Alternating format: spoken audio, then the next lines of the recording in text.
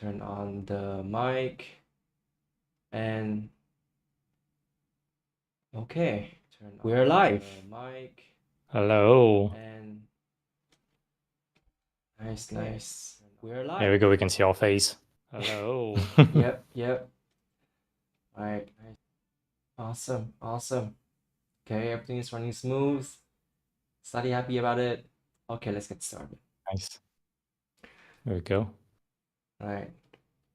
Yeah, people are Finally. joining. Perfect. Yeah. All right. Shall I begin? Yeah, let's go. Let's go with you. I mean, it's been a while since we wanted to do that, and we only recently talked about doing podcasts, and we started almost immediately. It's been what, like 5 days since we talked about doing podcasts. Yep. It's There we go. it's That's like action.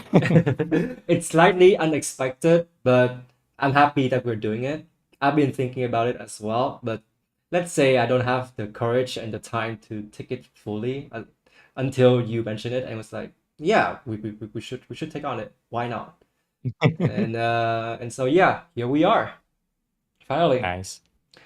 Okay, so to anyone who is new to us and just got into the live stream, I'm gonna go through the introduction as to who we are. So, the Artefact Podcast is the offspring of the Artefact Community project, co-directed by me, James, and Timothy here. And we're just two everyday fellow concept artists. And this project aims to create an all-revealed career-focused platform for concept artists. This is where we shoot straight about money, business, and finance of the industry and invite professionals across the board to discuss these aspects. Since 2023, the concept art community has been facing massive waves of layoffs and unemployment. And across social media, as you guys have been catching up with, artists and designers have been raising their available for work posters in desperation. And even senior level artists and legends suffer from this shift of the market, calling out for work opportunities. And so with all this domino effect and the social media buzz, Tim and I decided to organize a community project. It is aimed to a place of constructive discussions, critical thinking, no tolerance to panic and echo chambers of dead ends. And we want to hold up the stoic stance on the business side of an industry where there's no need for arrogance and condescending behaviors. We are all here to share valuable knowledge in which it is rather tough to find out there. I'm sure that there are plenty of people who are doing all these business courses, but specifically with our community, uh, this aspect hasn't been mentioned extensively enough so that people can have a sustainable career, and that's why we are here. Yeah, that's the goal. And as you said, you can find resources about learning how to do the quote unquote business side of any job, aside maybe from art, maybe selling prints on Etsy and stuff like that. But working in the industry, I don't know that many podcasts or figures in the industry talking a lot about that. I've seen some podcasts mentioning that sometimes, including big names who are making tutorials and such.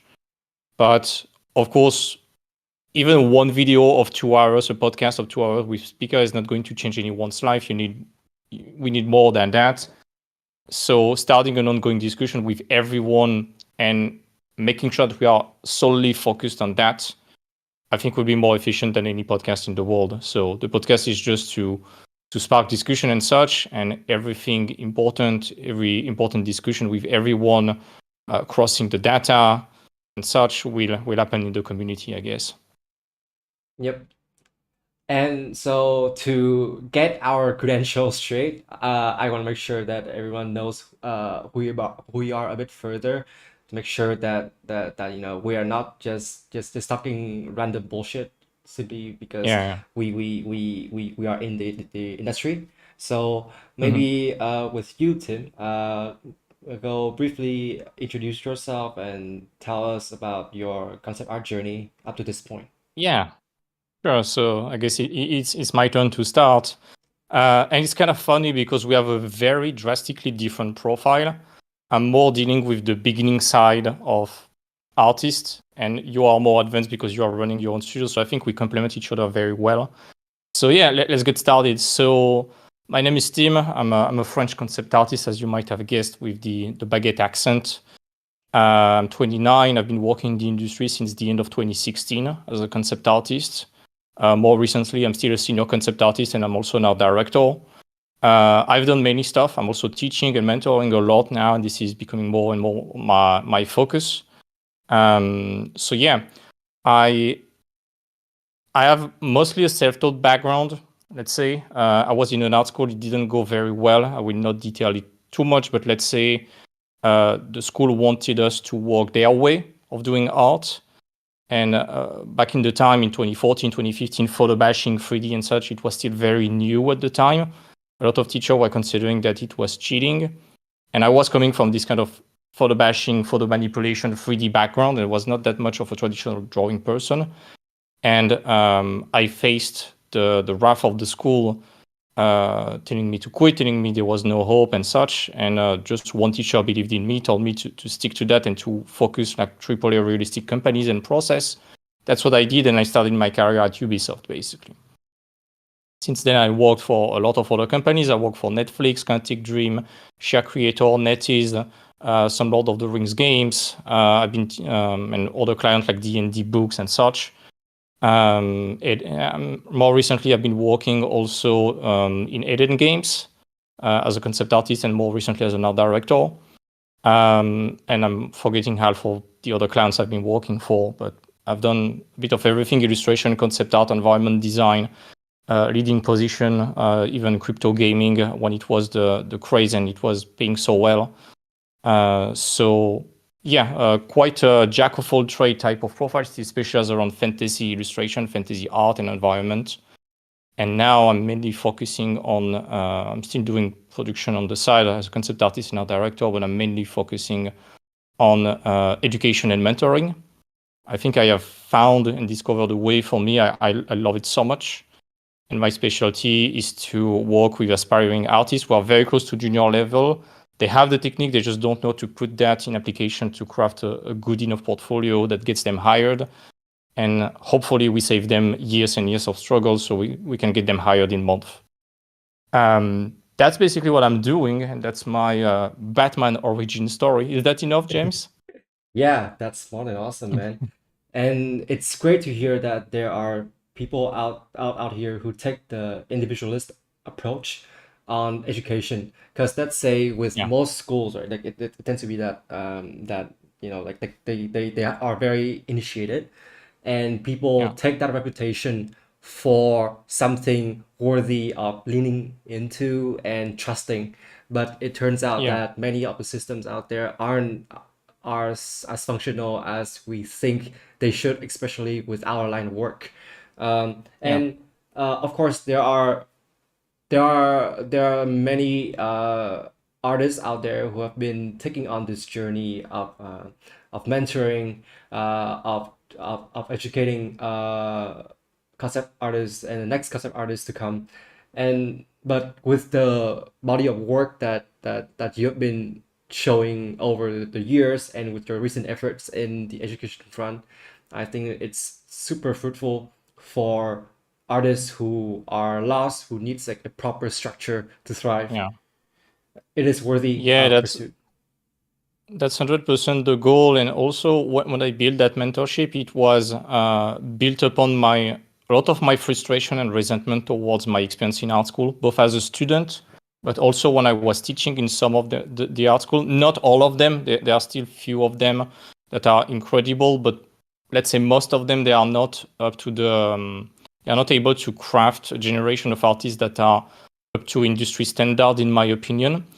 And a lot of art school actually, I mean, it's just businesses in the end, and they know it's very hard to permeate into the industry, that you need a lot of guidance. And unless you have someone in your family or a close friend that has made it successfully and is able to explain to you what is expected in the industry, the school can tell you basically anything they want.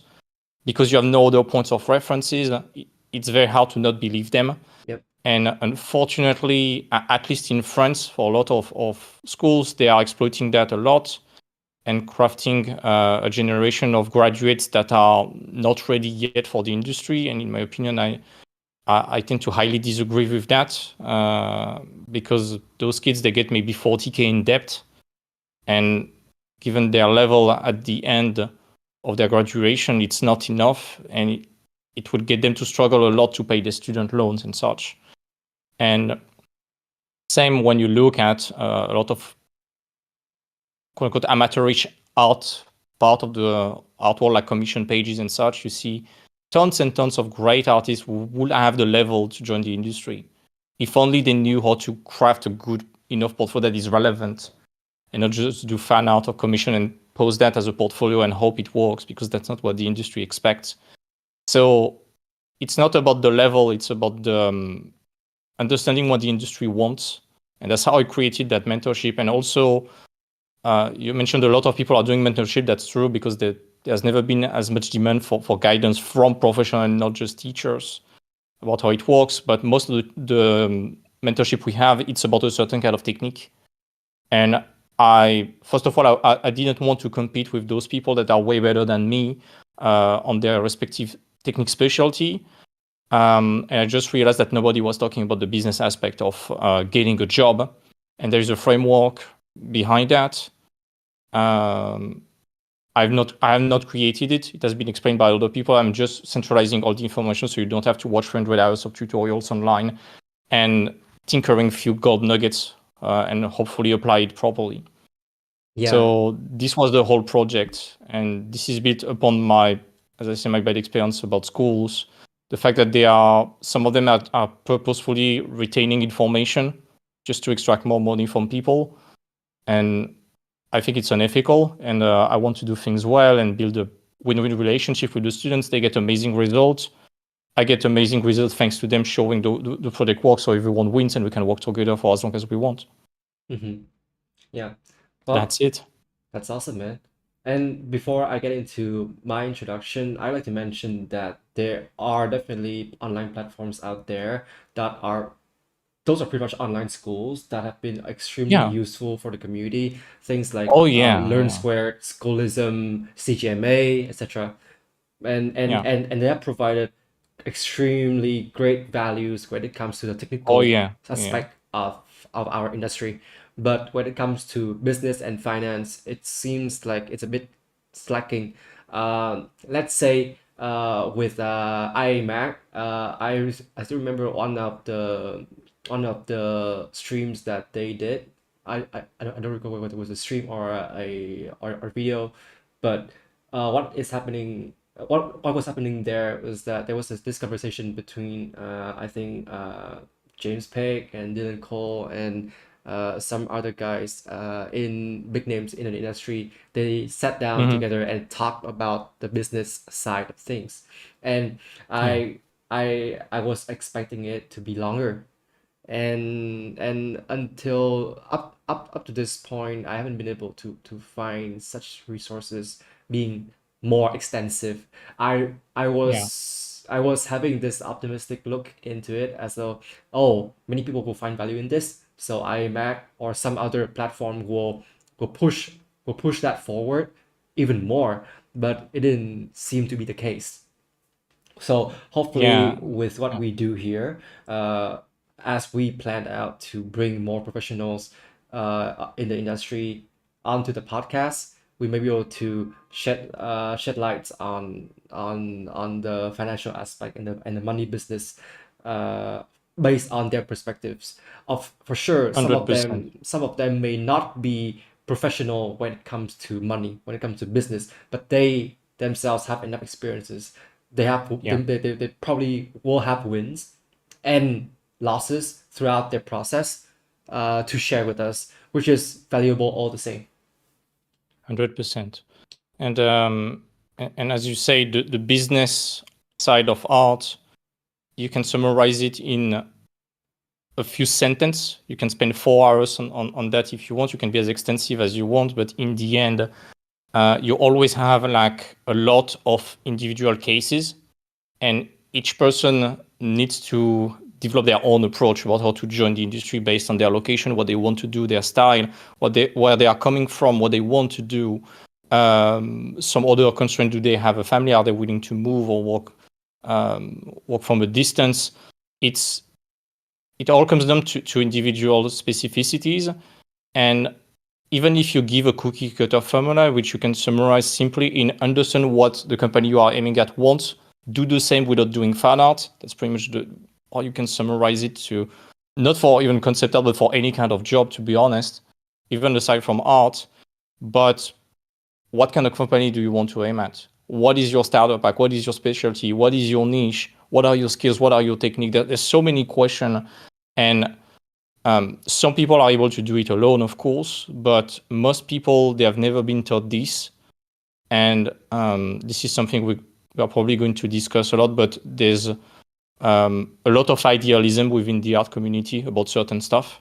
This is also why we are building that incentive with the Artefact community to kind of break those fake beliefs or to fill those gaps and those lack of information about those points. And eventually it's very easy to get lost. Yeah, for sure. And that is where I think we can come in to help out and somewhat help out and perhaps help people push this idea about trying to understand about the business side of the concept art world. I I know for a fact that like I think everyone have heard this sentence before. Good artists understand all the rules, and great artists can learn to break it, right? So even within the business world, there is a way to understand that, in the sense that at first you are very general when it comes to the business mindset, to the financial mindset, and then as you get more and more advanced, it becomes more niche for your own sake, right? Because you start to understand yourself better, you understand what you need, you understand your own goals, needs, and wants, and so you deviate away from the generalization, the theoretical stuff, and and hopefully we can provide the middle ground of between the generalization and the niche, right? So that people can find, like, okay, there are ways to structure the money stuff. So there's ways to structure the legal stuff. It can be easy when you believe that it is easy. And that has been proven, at least personally, to be true. Okay. All right. I guess that's a perfect segue to ask you about your background then. Yeah. Alrighty.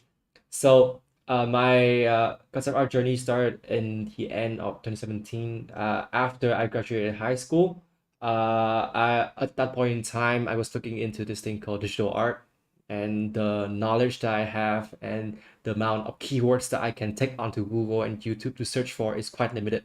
But because of these platforms, I started to look into people like Mark Brunet, and I got some talks from Maciej Kuciara and then Ian McKay, and all these figures start to spark this curiosity within me about what concept art is, and then I start digging into that, and then I started finding Facebook profiles of these guys and just add them online. I'm just gonna give an example of what I have done since that moment in time. Basically, I went onto Mark Brunet's Facebook page, right? I added friend him, and I looked into his friends list to see who are the concept artists that is his friends, and then I started adding friend with those guys, and then I could go into the profiles of those guys and adding more and more, and I did that for years throughout my Networking, man. throughout my polytechnic times in Singapore, and yes, that built up quite a network for me. And even when I was in Polytechnic for 3 years to learn about animation and 3D arts, my goal when getting into that course is to learn about the pipeline of video games, animation, film, because I believe that if I have this general guideline of all these things, I can gauge myself and see how far I can fit myself into these productions, and perhaps pick out one that is most fitting for me.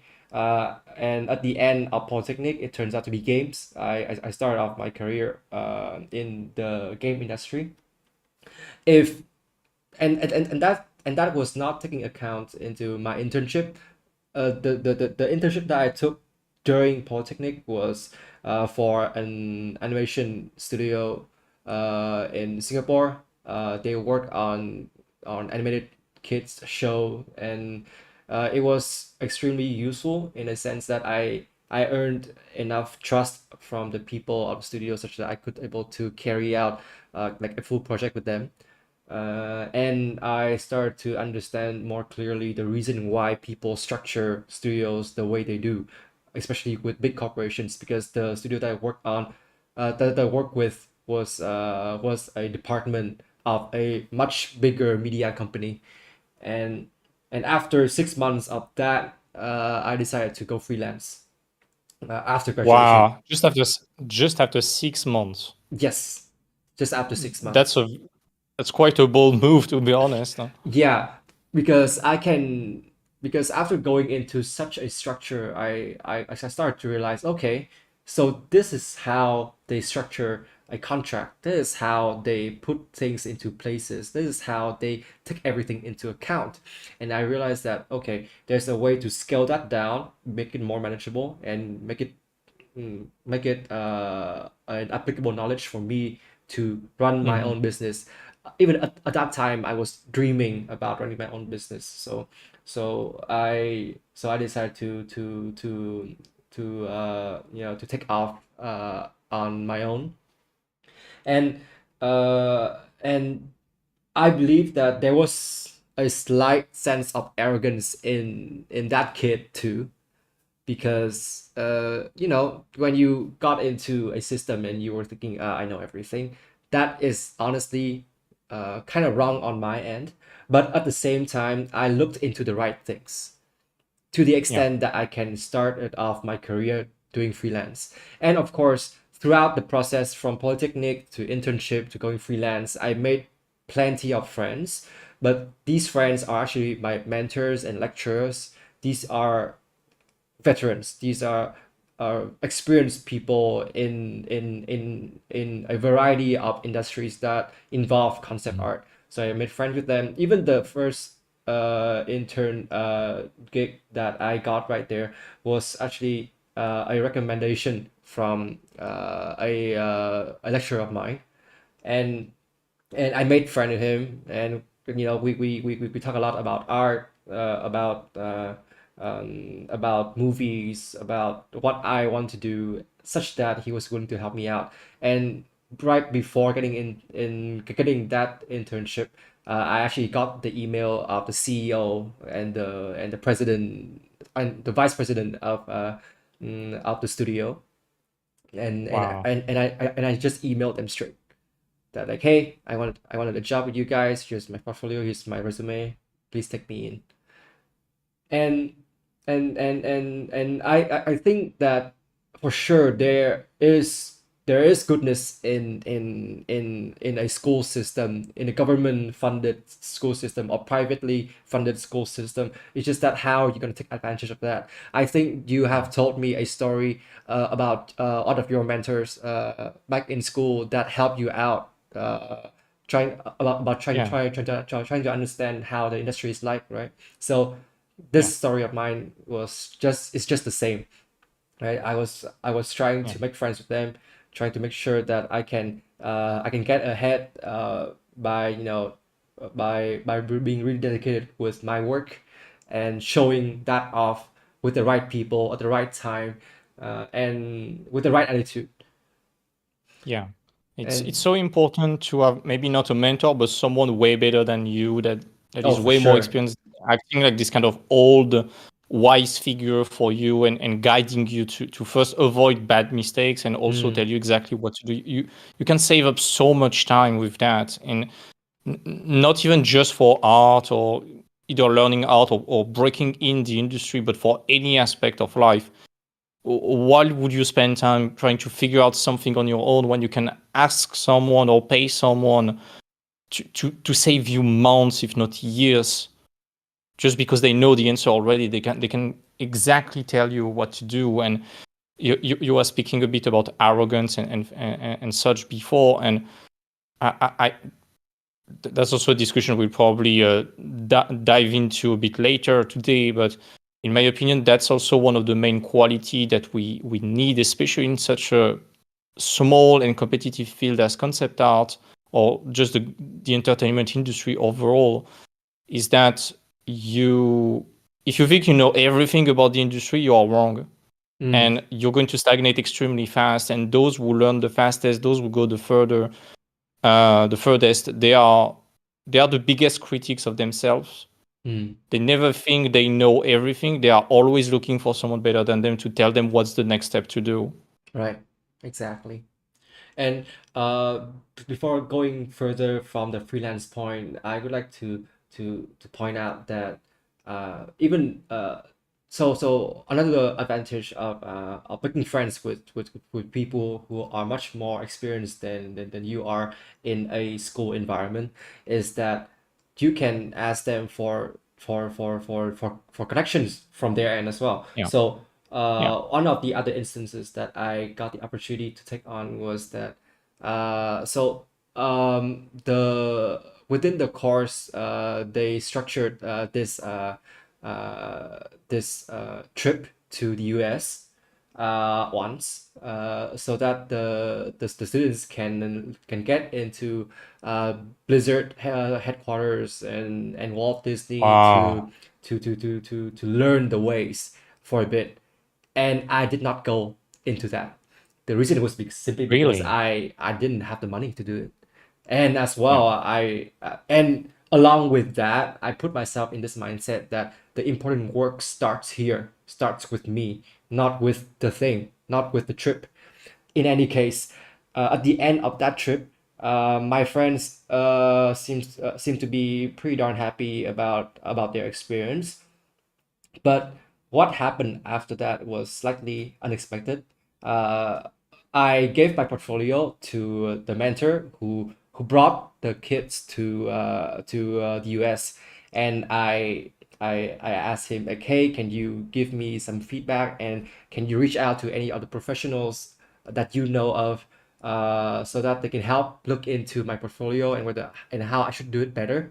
And I got a portfolio, like a full portfolio review in video format Nice. from Wow. one of the character concept artists, like seasoned character concept artists in Blizzard. It's And amazing. yeah, and it was an awesome experience because it's simply because I asked. I don't know whether the other kids have the opportunity the way that I have, but I knew that it was a special moment because even within that video, that artist mentioned that, hey, like I don't do this very often, so just don't share this to anyone. So that's why I don't mention his name here up to this point because I keep my promises. Yeah. Uh, and so anyway, forward to the point of freelancing. So during the first year of freelance, I got the opportunity to work on a couple of startup of startup games from indie studios, and then got into some I'll say minor league concept art studios Mhm. based in Hong Kong and some other places. And after a year of doing that and sectioning out my time to improving my portfolio even better, because after like about half a year, I understood the game to the extent that, okay, this portfolio is not yet complete. I have to dig much deeper. So I spent like so after doing I think about 10 months 9 months of freelance, I decided to make a stop and spend the next 3 months just working on my portfolio because I started to spot these things in the industry, as well as with the colleagues that I have had the chance to work with, and what I've learned from such opportunities was the kind of mindset that I should put myself in, the extensiveness of research, the meticulousness of design, and how to do art in a way that is functional, that is purposeful for the sake of the production. And so I spent 3 months straight just perfecting my technical capacity, and even at that time my communication skill was good enough for me to just hit up on anyone in a professional manner.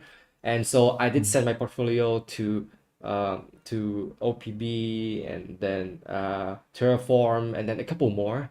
Many of them didn't get back to me, but and with the ones that did get back to me, they say like, okay, we'll put you in a list, meaning that you gotta prove yourself further, or else we will not Yeah. hire you. Yeah. And so that's what I did. I did 3 months of training, and in that time there was so much pressure on me. The reason was because I had to take on a job, or else the grants that I took on during school will not be complete, and that means I have to pay quite a huge fine. So It's yeah, it's it's interesting that you mentioned that because something similar happened to me pretty much at the same period. But yeah, keep going.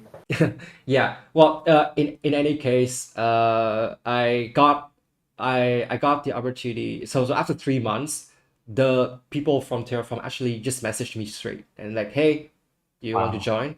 Because like after 3 months of improvement, I just post things on every single thing, on especially on Facebook, because as I mentioned earlier, I make my network on Facebook. So just posted like very consistently on Facebook, on ArtStation. I re-messaged some of the guys, but it turned out to be Terraform that head back to me and gave me the opportunity.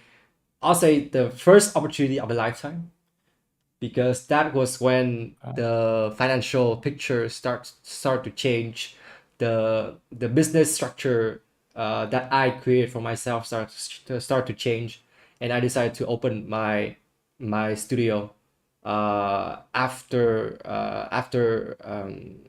I think 2 months after that 3 month period of doing my own thing.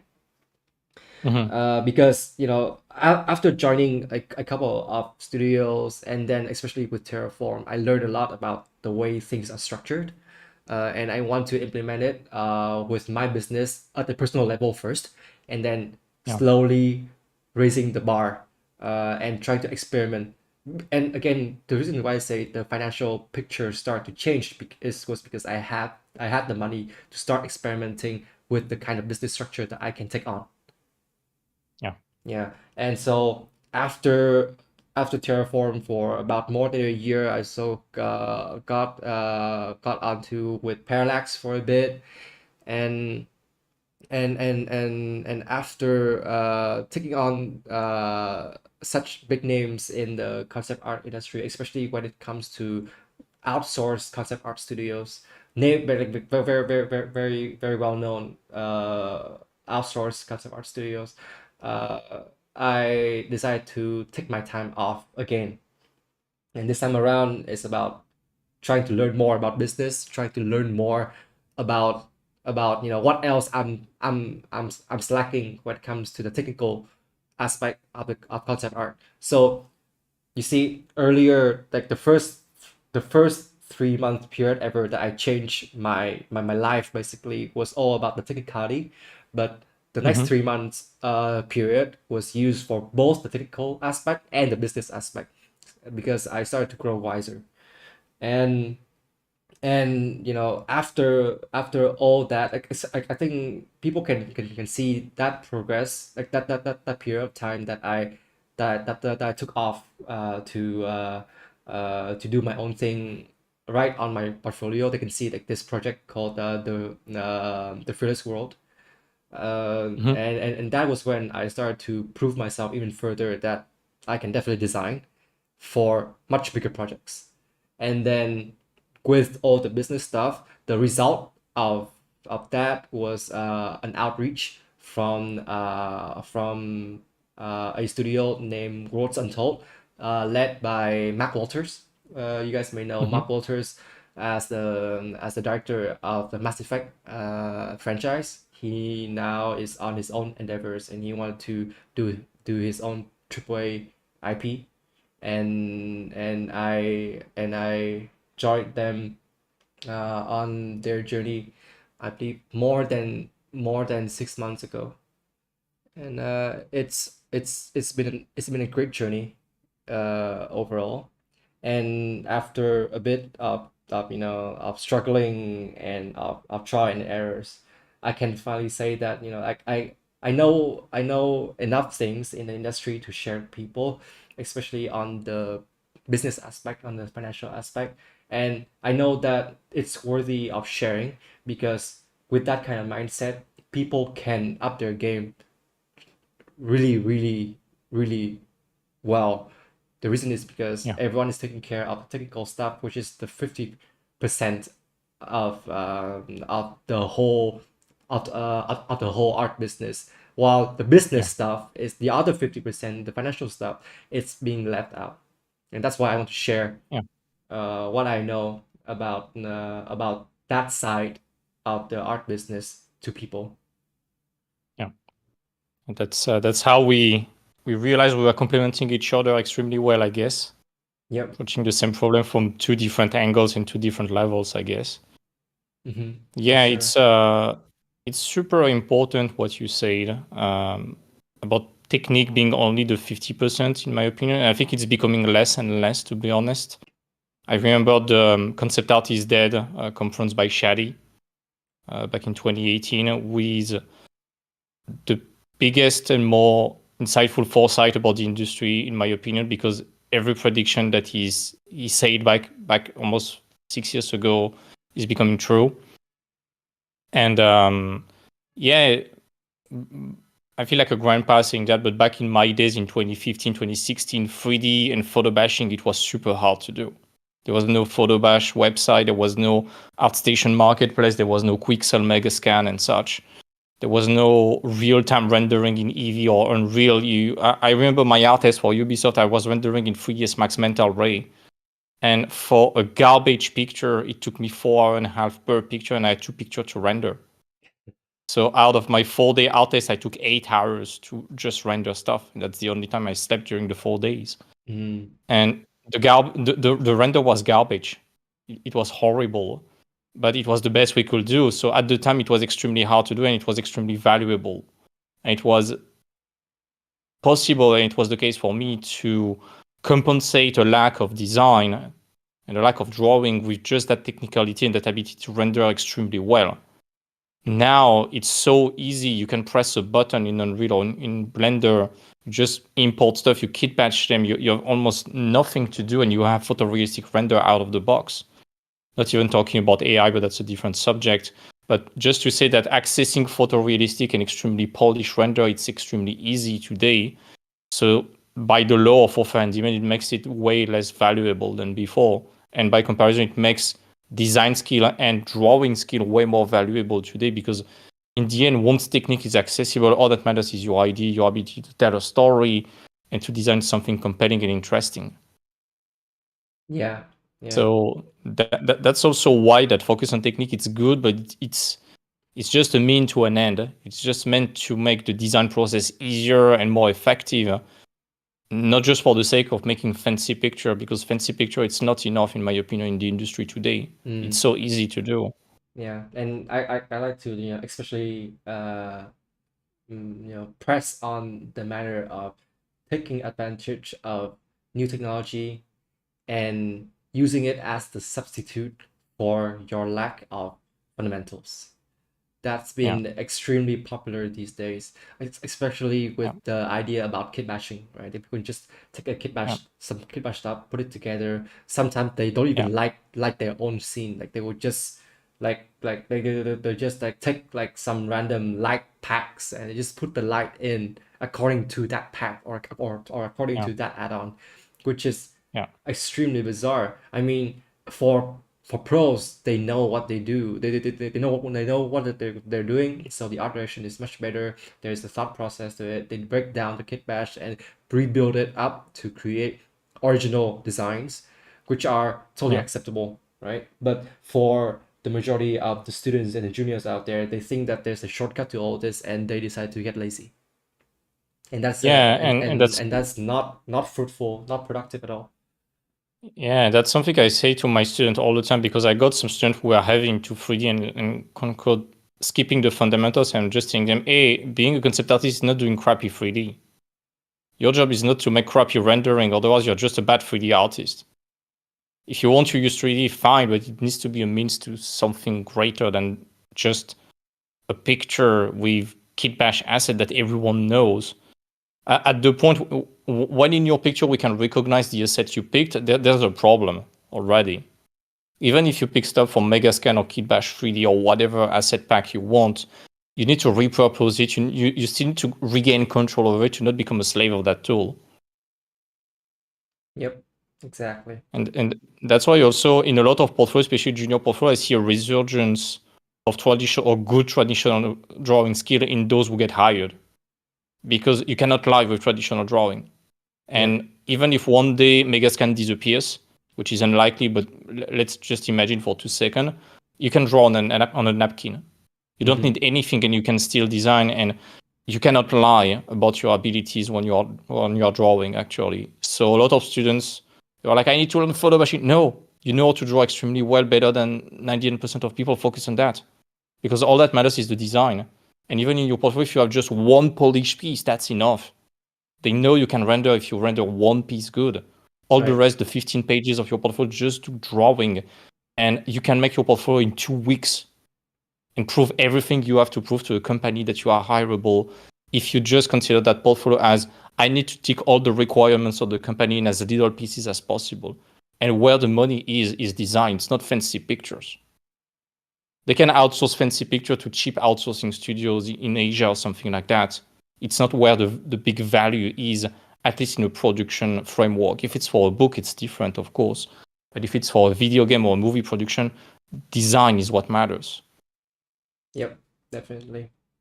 And when talking about efficiency, right? Let's segue to the efficiency in the business aspect.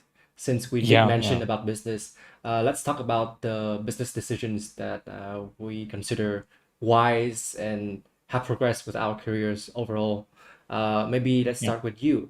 Maybe name, let's say, 3 business decisions that you consider wise for yourself and have made you the artist that you are today. You got me in trouble yesterday when you asked me to prepare that question, because I was like, a lot of my decisions actually were not that wise and brought me wisdom once I faced the consequences of them. That's or worthy a of lot of mentioning. wise or a lot of wise decisions I made were not originating from a business decision, but eventually turned out to be affecting my business decision. And this is probably the angle where we drastically differ, because based on what you say, you learned business very early, you were keen on that, and I'm coming from a background where I didn't know anything about business up to 2 to 3 years ago. And I made all the mistakes at that time, and that's where I learned the hard way. But I didn't have like a family that was financially educating me. We are very low, in the lower part of the middle class. We are almost living paycheck to paycheck. So all those problematics about savings and investing and managing a budget and things like that were completely foreign to my family. My mom works for the government as a teacher, so it's like the ultimate secure job. And my dad became an entrepreneur only a few years ago. So again, it was just the traditional way of making things. And of course, my parents freaked out when I wanted to become a concept artist, because it's a very different system. Mm-hmm. Like my mom, she's like, you need to have a permanent contract and stay in the same company for your entire life. And I'm like, this is the worst thing that can happen to me. I want change. I want chaos in some way, because this is what I like. And this is the first business decision that I made. It was realizing that, for example, working in the corporate world, even in simply in a company as a salary person, was not at all for me. And it took me 3 years of career to do that. And I remember when I got my first job, for example, at Ubisoft, I was so happy. And this is something that shocked me, and I will still remember that for until the rest of my life. After maybe 2 hours on my first day, I wanted to quit already. And I didn't know why. Mm. And Ubisoft experience was incredible. I have nothing to complain about. We were treated super well. The product was nice. My manager was amazing, but it was just me. And I didn't like feeling encapsulated in one company. I wanted to explore so many different stuff. And it led me to a lot of questions. And it was the same at Netflix, same at Quantic Dream, up to 2020 when I decided to go freelance when COVID hit. And actually COVID hit, so again, bad timing, I guess. But it's just that at some point, I think I was in denial for a long time. And I was severely questioning, am I actually liking what I'm doing? And it was just a matter of the corporate world. It was not the job. It was not doing art. It was not creating stuff. It was just the corporate structure that I was not suited to. And it makes sense now, especially given my background, even in education. I was, let's say I had a very rebellious type of personality when I was at school. Mm-hmm. I was not the ideal student you would have. And I think I still have a bit of this kind of rebellious personality sometime. So it was a me problem. I kind of see that on your hoodie. Like you still have that rebellious tendency. Yeah, I'm still a little metalhead teenager in my head, I guess. For sure. But it's very important to acknowledge that. And I've been talking to a lot of students too who have this kind of personality, and I can tell them with a bit more recoil on the situation that, you need to be careful about that, because it can be problematic in the work environment. If you are too wild, if you are becoming too loud or too vocal about certain things that you are not supposed to talk about, or maybe you are not high enough in the hierarchy to have an opinion about that, you're going to damage your reputation, and so you need to be very careful about that. So it's this kind of idea of know thyself in some way. And it's not a bad thing. It also has advantages, and both types of personality have advantages, but you need to know how to deal with it and how to deal with the bad aspect of that. And yeah, moving to freelance, it allowed me to completely make those problematics disappear. And of course, after that, and that's where we head towards the business decision, you have the first problematic when you start as a freelancer, is that how do I get client? And not just one that is acting almost like a sugar daddy for me and providing me all the work. And if I lose that client, I'm dead. How do I get an opulence of client up to the point that I have to refuse some work?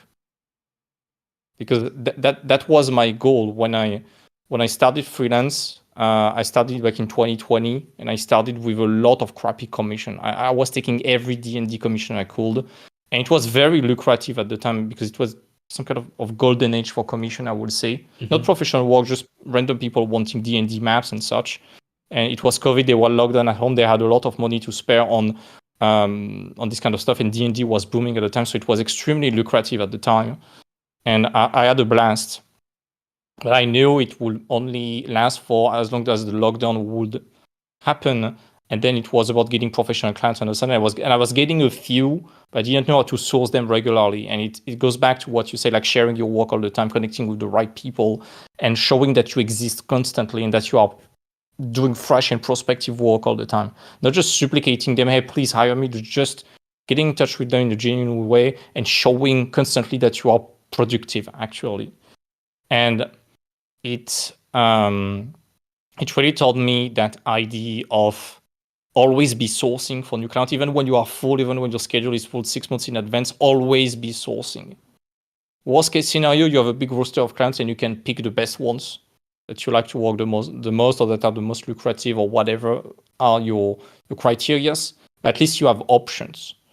because the worst thing is to have one client that you rely upon, you get kind of soft, and you lose that client for whatever reason outside of your control, and you are naked and you are dead. And I know it might hurt a lot of artists at the moment, but this is what happened to a lot of artists across the last year, unfortunately. A lot of them, they were employed, and they were probably not even having that idea of sourcing. And again, I can perfectly understand that there's no judgment, but unfortunately, I think everyone learned the hard way that you need to have an option. And for that, yeah, always be sourcing all the time. And it might also be tied to my personality of being a very, not paranoid, but I'm a very fear-driven person. So I'm always afraid of losing what I have, or that something bad would happen. So I'm always like having plan B, plan C, plan D, to plan whatever Greek letter you can imagine, just in case something bad happened. And relying on only one source of client or income, or you name it, however you want to meet, was unbearable. Even if it worked well, even if I was making decent money, enough to pay my bill, to save decently, to buy the gear I wanted, and to enjoy life, I was not feeling secure at all. So I guess this is the first big business lesson that I learned, is that idea of always be sourcing and never dropping the shield, Right. just in case something happened. And that's how I reached some kind of serenity, not financial stability or freedom, but a lot of serenity at first. Wow. Yeah. What do you think about that?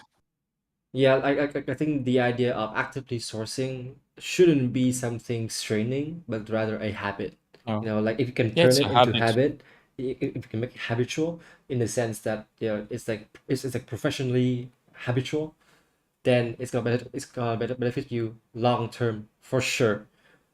If you just be happy with with all eggs in one basket, then all the best, because there will be a day when that basket drops and you lose all your eggs, and Yeah. that is horrible, right? It's Yeah. best that you plan things out, plan things ahead, while sourcing for new opportunities, right? Let's say when it comes to sourcing clients, right? I feel as if, at least in speculation, I feel as if it is something of a pain. Like, oh, I have to source artists a pain. How about you are trying to source opportunities? That sounds better. If that sounds Yeah. better, and if that helps you out, Yeah.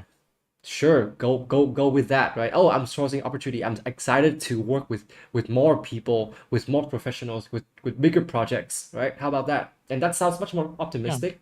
So Yeah. with people who just who's beginning their journey, I hope that they can train themselves in certain manners so that they feel comfortable with sourcing for more opportunities, right? That will Yeah. help you out long term for sure.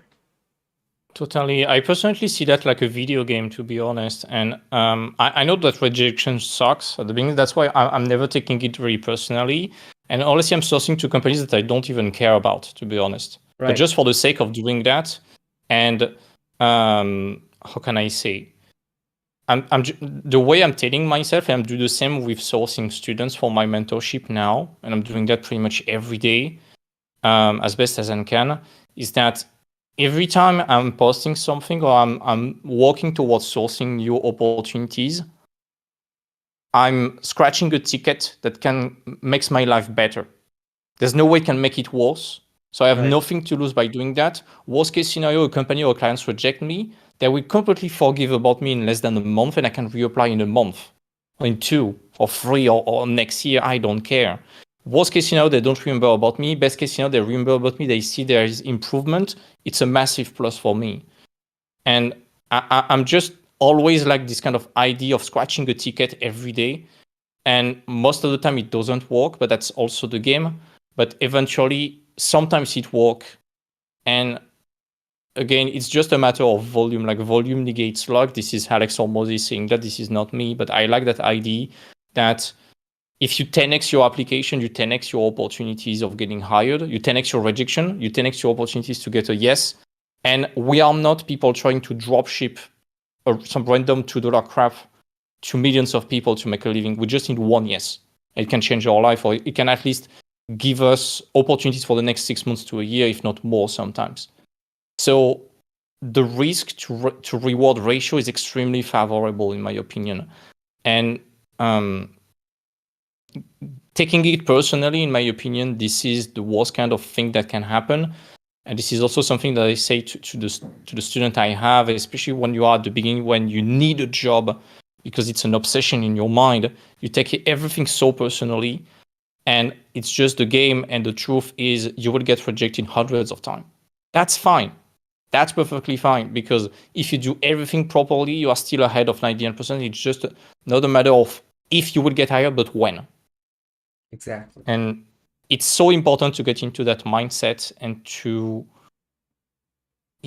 not think it's the end of the world if someone says no to you, because also when someone says no to you or gives you no answer, it gives you opportunity to reflect upon why it didn't work.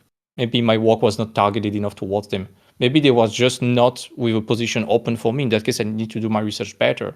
Maybe something in my portfolio turned them off. Maybe the first piece was not good enough or not matching what they were doing. So maybe by just adjusting the first piece, because they were receiving 200 applications today and they didn't have the time to review everything, by just changing the main piece, the first one that they see, it would have hooked them better. And that's how you start learning anything. Anything you do, you want to get feedback as fast as possible to implement change all the time. And every time you mess up on something, it's not the end of the world. It's an opportunity for improvement and self-reflection, in my opinion. Right. Well, that's great to hear, man. Because honestly, like I think fear runs in different manners. Some people with a sense of fear will go back down. Some people with a sense of fear will find a way to solve that and turn that fear into opportunities.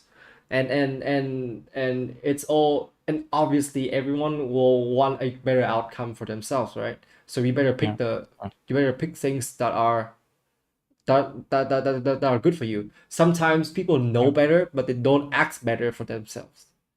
Yeah, and just to have a quick word about that, then we move to you. I think fear is like the most powerful motivator in the world, way more than any desire you can have. Because the desire, like I want to work at Blizzard, I want to work at that crazy good company, I want to develop my own game. It's not tangible, it's only in your head. Fear, when it's strong enough, it's real and you cannot negotiate with that. Or pain, or you call it however you want.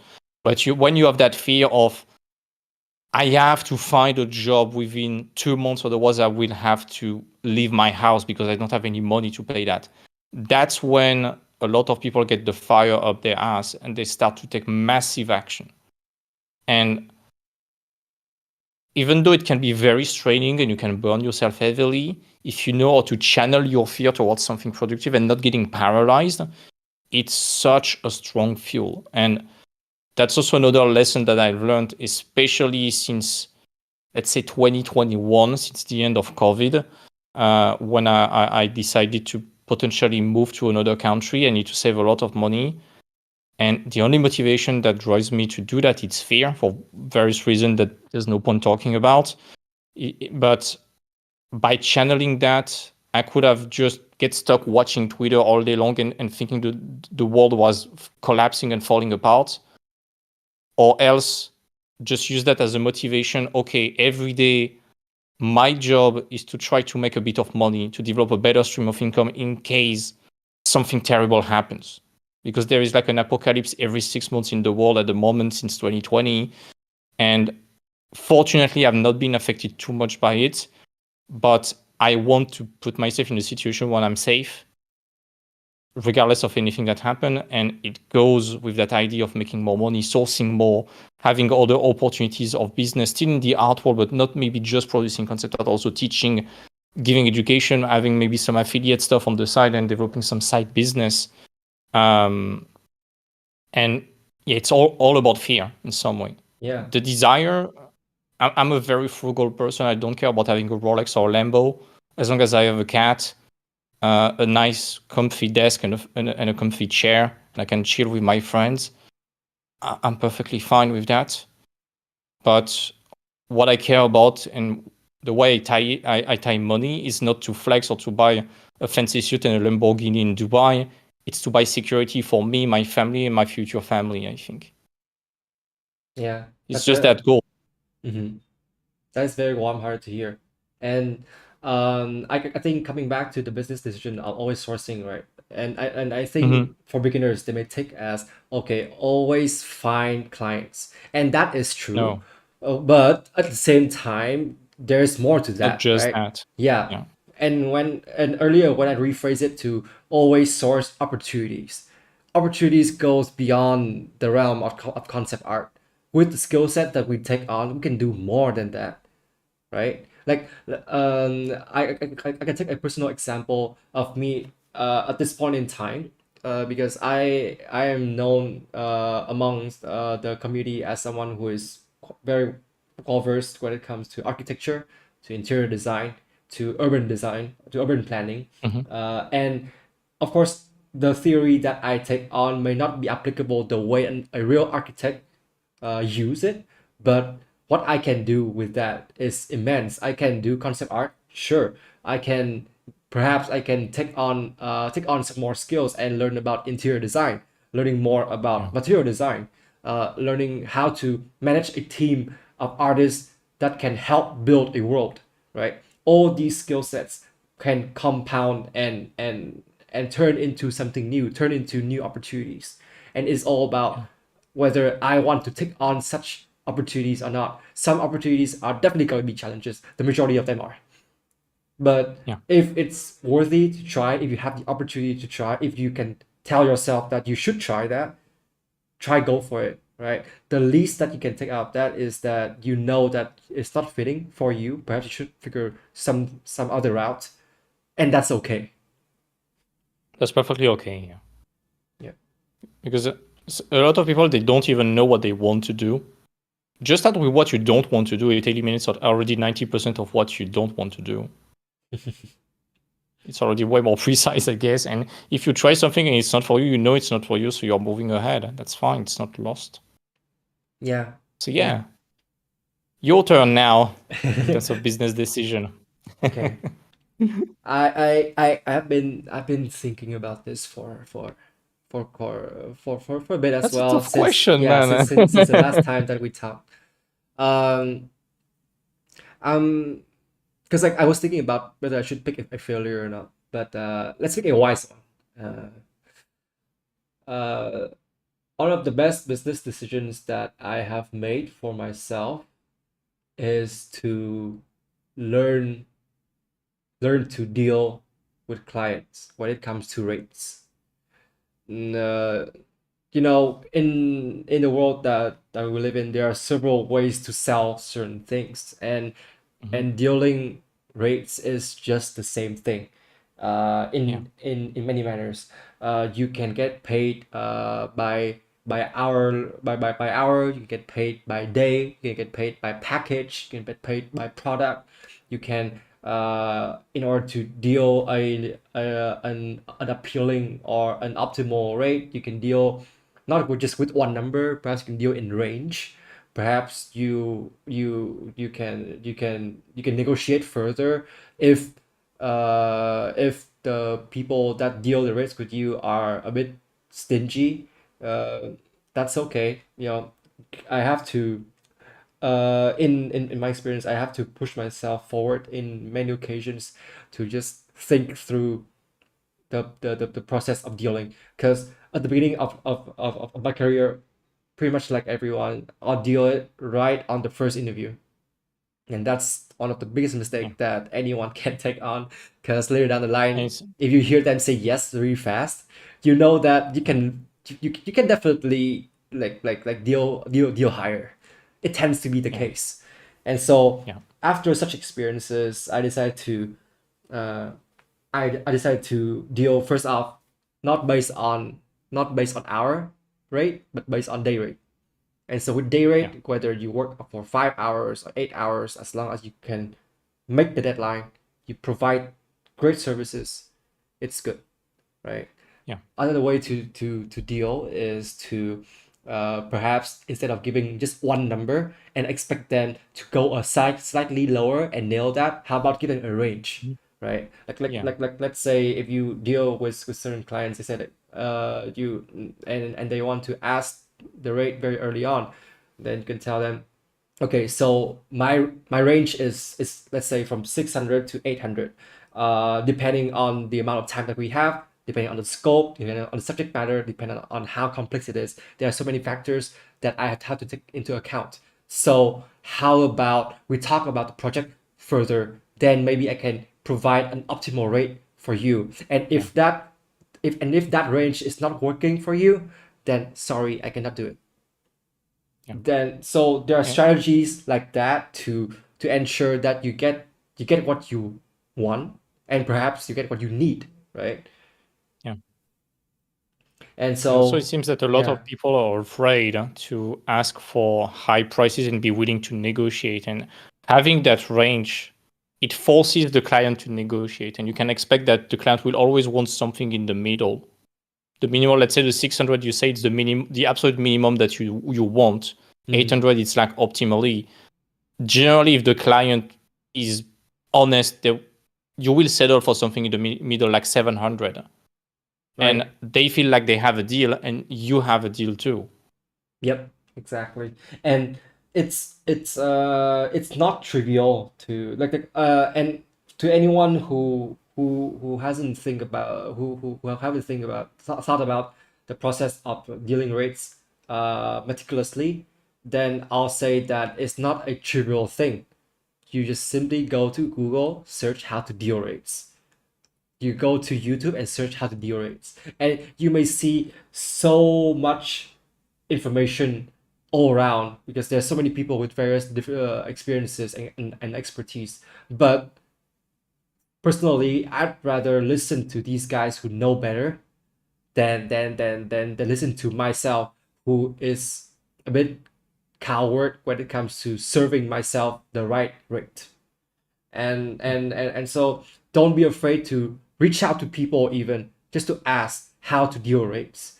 And I know for sure that there are some veteran artists, the majority of them are extremely busy, they won't reply you, but perhaps a mid-tier artist can, perhaps some senior artist who is willing to answer your question will answer your question. And perhaps that can provide you with opportunities to find the right group of people to hang out with and to ask that question. And so learn to deal rates. And it's very extensive, and it is as extensive as creativity itself, because I believe that people who run businesses are actually extremely creative. People may think that, oh, they're just suits, they are just methods, and they are just things that are in boring books. But sometimes that's not the case. Some people can improvise a plan that is so genius that can make them like tens of millions of dollars real quick, simply because they have the tenacity, they have the wit, they have the courage to think of a way to deal and to give themselves better opportunities. And so learn to deal. It's both a methodology in some way at some point in business, and also it all comes down to experience, because to me, experience is the ability to face any situation and come out victorious as much as you can. And people that are extremely well versed at business, they have faced bankruptcy. They know how to deal with hardship, or a client that doesn't pay, financial problem, or bad deals that turned out to be extremely bad, or good opportunities that turned out to be to flop. And they know how to always protect themselves against the fallout of that, because they have built a security again, and also they know how to bounce back up. And I also think this is something affecting a lot of people right now, especially people that are a bit newer to the industry. It's the first time that they see such a massive crash in the industry, and it was already happening in 2018. Not to such a spectacular degree, but it was still happening. And it's just the first time that they deal with that. And the next time it will happen, maybe in 10 years, they will know how to deal with that, because they have learned the lesson the hard way. And they know that even when it's good, even when the pay is good, even when you are full of work, you keep searching for opportunities. You keep building that safety net just in case something, again, outside of your control happens and destroys your plan. Mm. And I think this is where we can totally talk about the echo chamber and of social media when it comes Yeah. to narratives, to negative narratives. Because Yeah. like with even with the idea of dealing rates, right? You may think some people may think for themselves like, oh, I'm not that good, I shouldn't get that good a rate, so they think negatively about themselves and then back down. Yeah, Perhaps they it's a get the belief. jobs, yeah. Perhaps they back down and still get the job, but it's not the optimal rate that they desire. And throughout the whole process, they just get angrier and angrier. And but of course, Mm. perhaps they don't put that out there in real life, but they will put it online. They will go nuts with it. And so back to the echo chamber, it is fair to say that the flow of information regarding layoffs in the past year has been extremely frequent in our industry, and Yeah. it is quite alarming in many ways and in several perspectives. What do you think about it? First of all, I need to be very careful about the words I use because I know with my usual bluntness, I kind of ruffle up some feather, and this is not at all the goal. I'm not wishing anyone to lose a job, and I think it sucks. The first thing regarding the layoff is that I would like to. I've not found yet a precise data, but the percentile of artists which have been laid off, and I don't think it exceeds 20% of the workforce that has been laid off. I think a lot of people in managing, marketing, communication, project development, and such have been laid off. I also believe, just on a pure business standpoint, and when you look at Riot, a lot of the layers were on the Forge, which the community didn't react positively. It's safe to assume that a lot of layoffs at Epics were in their R&D section, and that actually a lot of layoffs were in the things that the industry extended over the last years.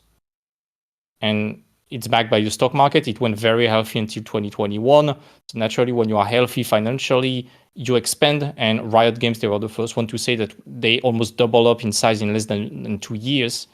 And when your price goes 4x down, you cannot sustain having doubled in size with 4x less money or less financial health, let's say.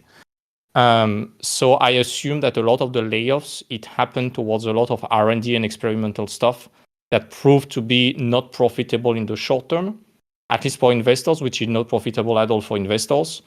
And I would expect a lot of layoffs to be the department in pretty much every company centered, not all of them, but a big chunk, at least a substantial chunk of those layoffs, were probably R&D about metaverse, AI, NFT gaming, crypto gaming, all of those potentially emerging techs, which proved to be highly unprofitable in the short term, or other experimental projects which turned out to have been not appreciated by the public. So naturally, every company, when they are facing a recession, they cut off the expenses and what is not bringing money to the table, and they focus on what is bringing money to the table. And that's also why you see a lot of announcements from companies that looks like massive fumbles when they say you need to get used to pay $100 for a game. That's because they want to focus on what is making them money, which is selling games or increasing the price of subscription. So they are going more aggressive on what is making them money already, and they are cutting off what didn't prove to be profitable. So it sucks. I'm sorry for all the people who lose the job. I'm myself I've been clinging quite aggressively to my job at Eden Games for the last month. And it also forced me to go way more aggressive on the education side. And to the point that it's becoming almost my main source of income now.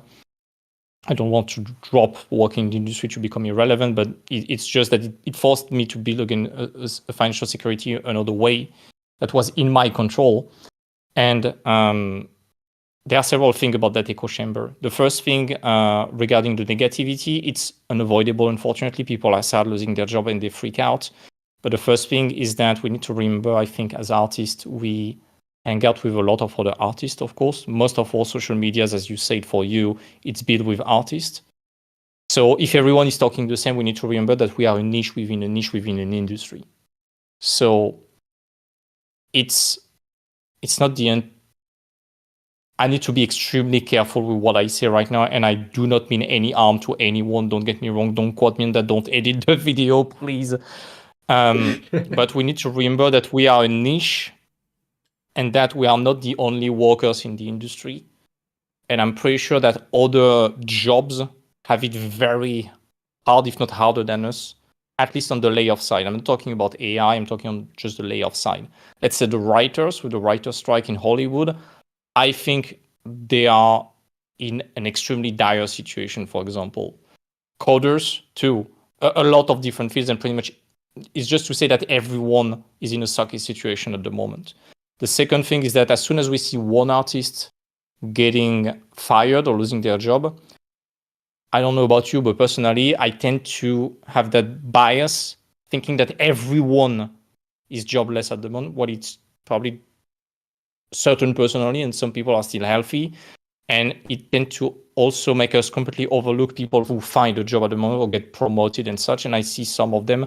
I try my best to share them on Discord too, or job opportunities that are opening up a lot since the beginning of the year too. Right. The last thing is that even though we got like 3 big layoffs in less than 2 weeks, those last days, I think we are fortunate enough to not have had everyone being laid off at the same moment. Let's imagine everyone back in 2023 was laid off the same day. You have a massive flood and overflow of artists seeking job. And because it did not happen exactly at the same time, it allowed the industry to slightly absorb that a bit better. So I'm not saying it's good. It sucks. The situation is very bad at the moment. I'm just saying it could have been way, way, way worse if it happened all at the same time. But I'm not neglecting the suckiness aspect of that and the fact that it's hard and that people are freaking out. Nor am I saying it's easy to build option. Right. And the last thing is about saying when you see a negative news, we tend to react stronger to negative news than good news.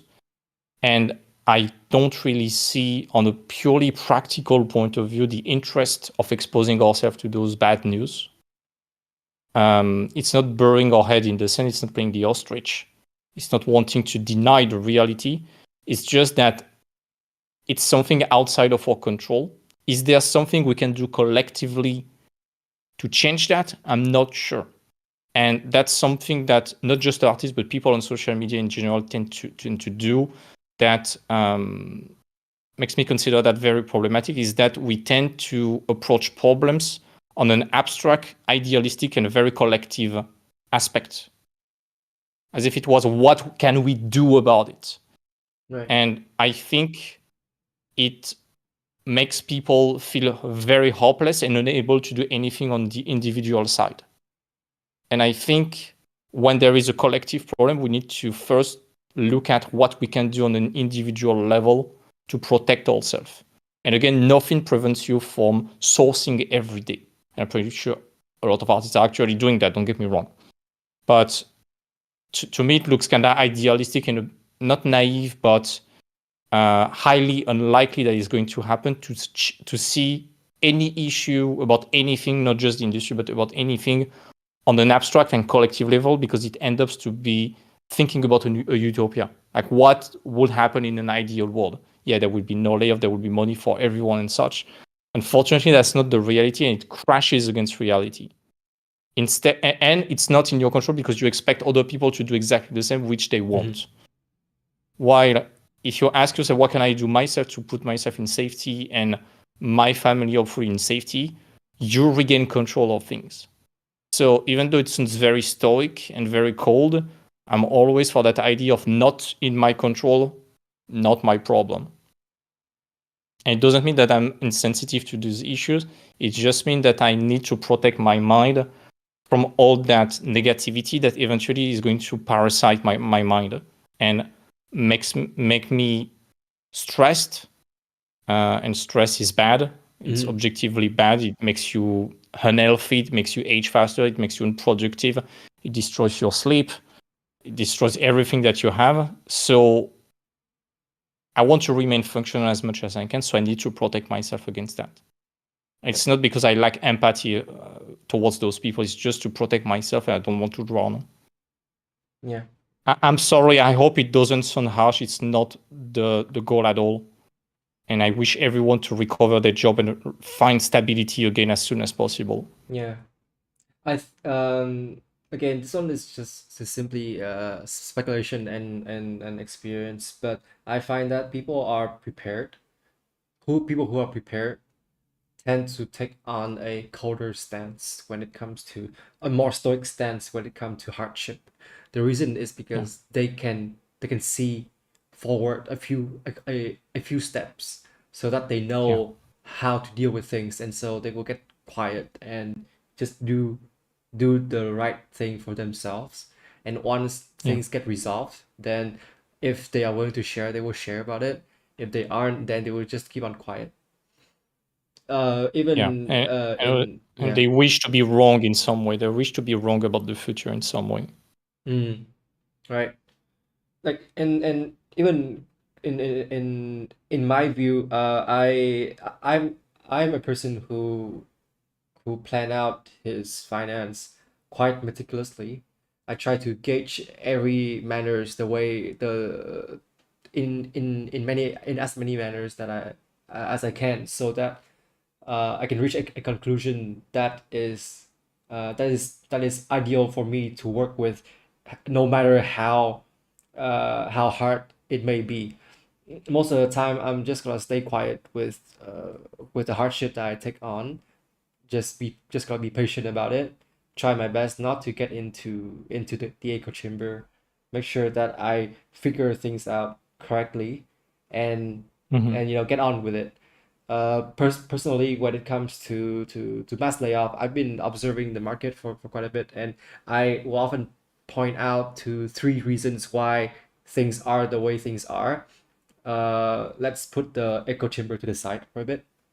And so in my view, the reason why the market is the way it is now is because of three things.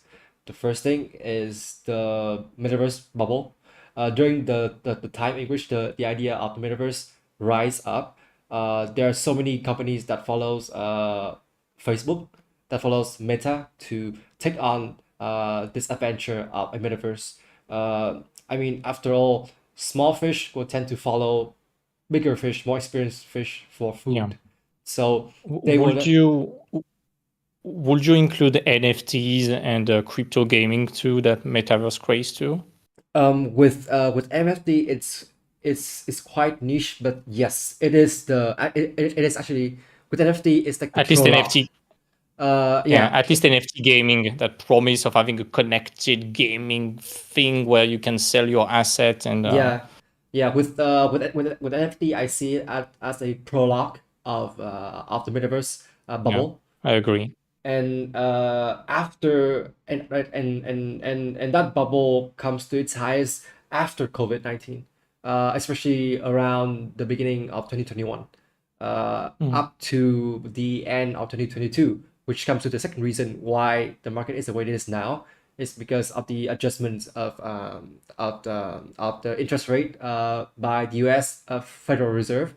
The reason why that affects everyone in the industry is because the majority of the job that is coming out into the field is from the North America, and and because of the extreme adjustment to interest rate, the stock market uh, lose lose plenty of values, which It crashed yeah, massively. it pretty much crashed, right? And it led and it led to this huge cuts of fundings amongst the biggest companies in entertainment. And it and despite the fact that there's a sense of recovery at this point, uh, everything is still in speculation, and there are lots of things to learn about, and obviously many people are still affected by it. The third reason for that is is, what was the word? What was the one that I was going for? The third one will be, sorry, my mind just went blank. Which one is it? So Federal Reserve interest rate and I'm sorry. The thought just slipped my mind. But but basically, like there's another external factor that affects the market. And in any case, the first two reasons that I stated out are two of the major reasons why we are we are here today. And so with me trying to speculate these things, I simply realized that these things are honestly out of my control. They are so out of my control. And perhaps I should, with the money that I have, with the job that I was having then, I decided that it's best that I devise a financial plan so that I can perhaps just simply sit without taking on any job for a year or two. Yeah. Right. Yeah. That is better. It's the same for me. Yeah. Yeah, and that kind of thought process is better rather than just ravaging in this sense of hate, self-hate, this sense of blame, of trying to blame something else, right? Because it's not really productive. It's best to find a solution. Yeah, and the worst thing about that, I'm not a finance expert, but I advise everyone watching right now to type economic bubble on Google Picture and check the look of the chart of an economic bubble. It's like you go up, you go down, then you go massively up, you go down, you go up again, and then you crash. Right. And then I advise you have that picture, open up the stock market of like Ubisoft, Activision, Amazon Games, Microsoft, Tencent, all the big names that are in the stock market, and it's textbook that. And when you look at Ubisoft, I have Ubisoft at the moment. In 2021, the top they reached was $86. Now they are $20. What did they do in 2021? They doubled in size. Mm-hmm. And now they are 4x down. So this is absolutely unsustainable. And in 2018, most of the companies they picked in 2018, they started to crash. And they, in my opinion, they got a lot of the video games industries, they got saved by COVID. Because of the lockdown, there was a huge influx of demand for video game. It went back up. It is this kind of second peak of the economical bubble, this kind of quote unquote return to normal. And then all the companies in the world during COVID, they crashed. They got the stimulus check from the Federal Reserve that tried to put them on life assistance, let's say. Eventually, they all crashed.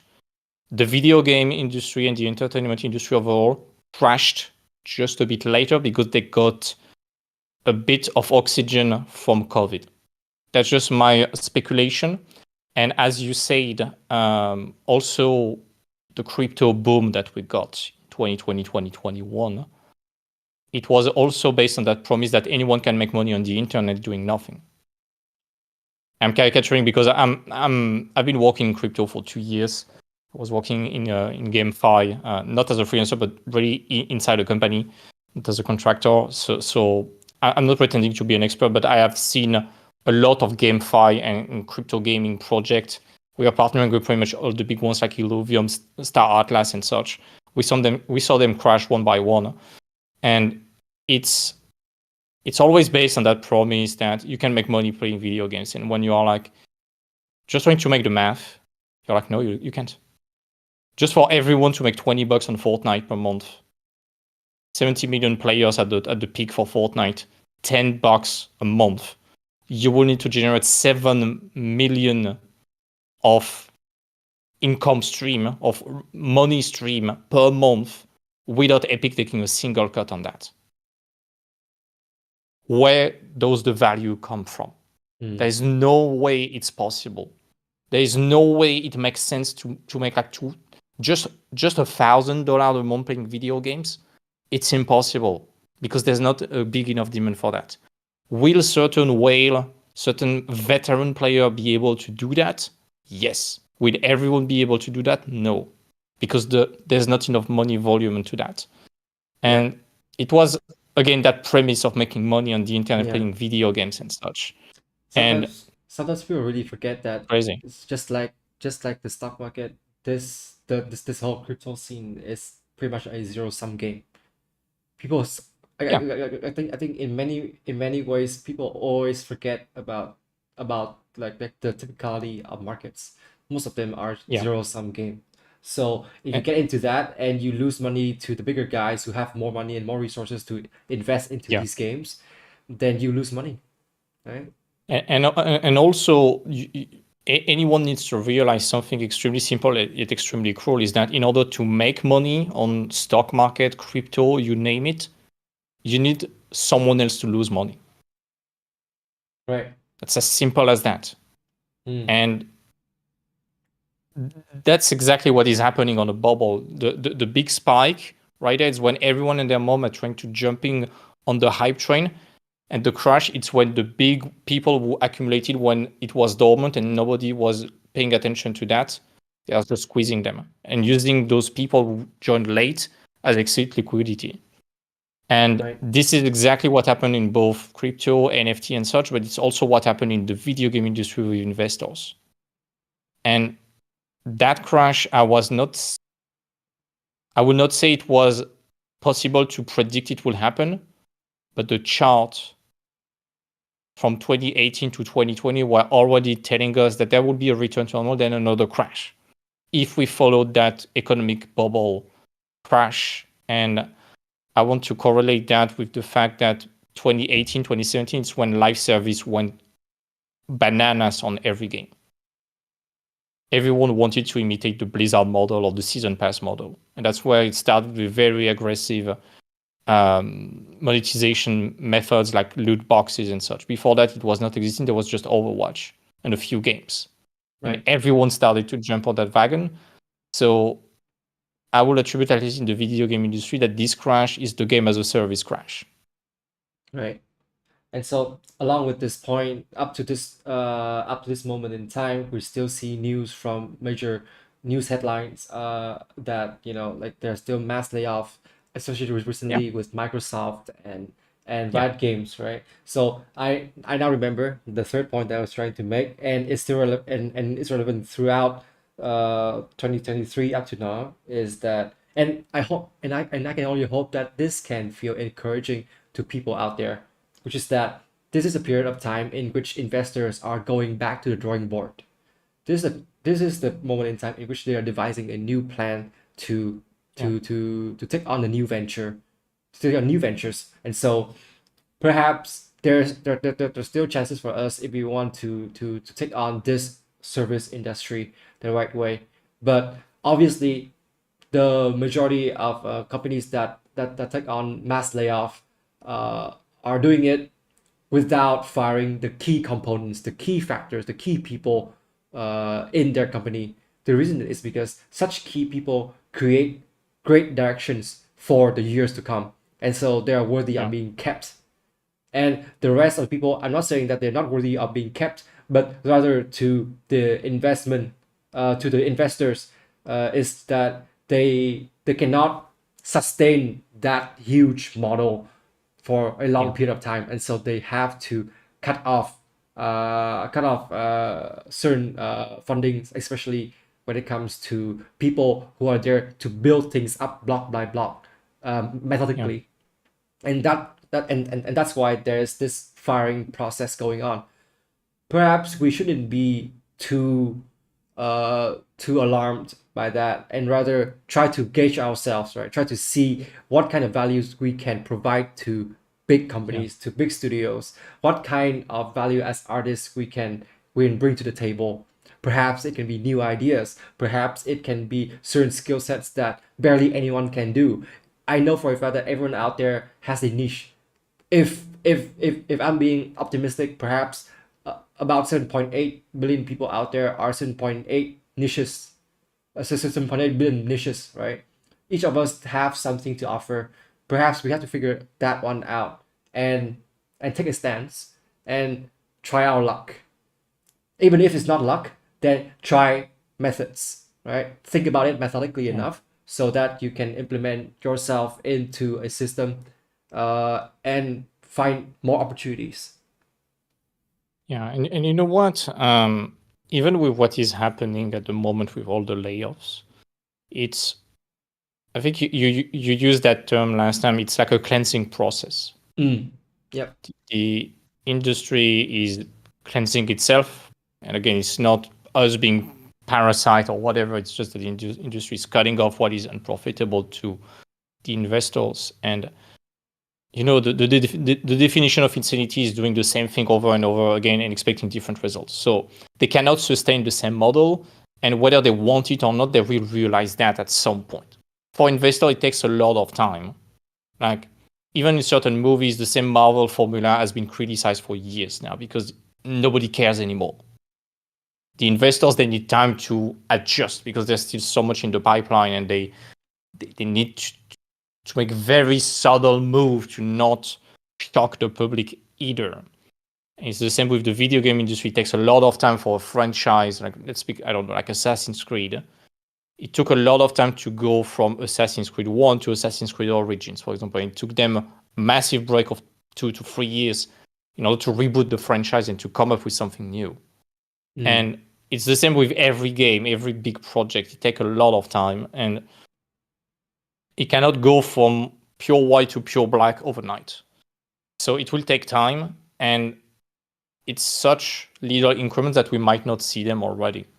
Right. But for example, when you look at the gaming industry in 2023, we got so many great games that proved and showed the direction. I'm thinking about Baldur's Gate, for example. Unanimously successful game because they did everything right with the community, with the game. They listened, and they are showing an example so much that some bad workers actually complained about it. You look at other indie games like Little Company made by one person. The graphics look like Nintendo 64, but just because the gameplay is fun, the public reacted positively to that. You look even more recently at Palworld. Despite all the controversies surrounding the game, 7 million sales in less than a week. This is one of the most explosive success we have ever got. So, first of all, it proves that the public doesn't really care about the controversies as long as the project is good, but also if they are that successful, it proves that they are at least doing something right despite all the controversies.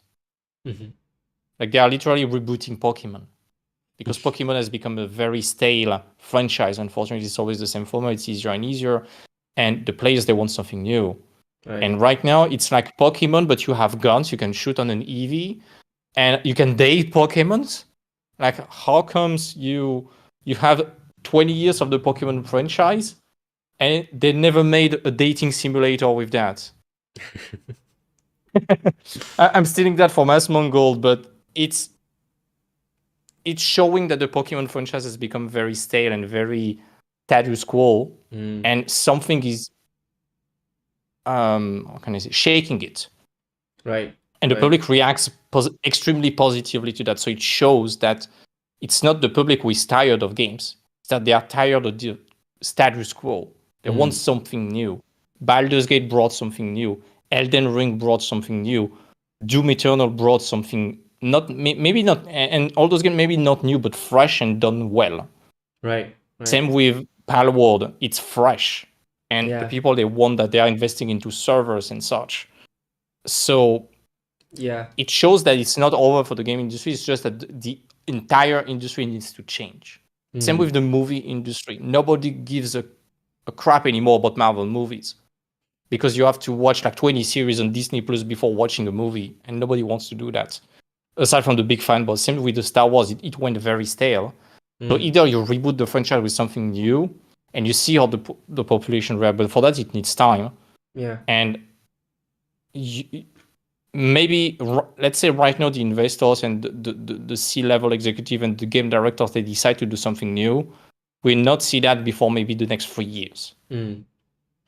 Now, bringing it down to an artist's perspective, right? So I know some people will ask, well, how will we create this new thing to bring to the table. Well, sometimes new stuff doesn't have to be extremely revolutionary. It can be a small Yeah. thing, but with great impact. I can give an Yeah. example of that. Let's say structurally in many of the game of AAA game productions, the team of concept artists may be around 5 to 10, but for the people who take on the production, the animation, the mocap, the shading, the rest of the production, it's like hundreds of people at once sit in the same studio. So Yeah. yes, so everyone can see how small the concept art department is, and that's how competitive it is. But it is implemented right at the beginning of the script writing process, of the pitching process, and so it is extremely crucial, and that's why we have to ensure the investors have to ensure that they pick the right people to stay, to keep on Yeah. going with that planning process. They need Yeah. time to plan things out. And so 100%. again, yeah, so that's why I talk about back to the drawing board. The second example that I like to give is the film industry. So everyone now knows about Godzilla, and for the past century, the Godzilla franchise is getting so stale. And as to today, as of today, the latest Godzilla franchise in North America is getting more and more like the campy. It was serious back in 2014 with the first Godzilla movie in that MonsterVerse, and then it's getting more and more campy. It neglects the human dynamics. But Yeah. what happened after a couple of movies in that MonsterVerse are the two Godzilla movies directly from Japan.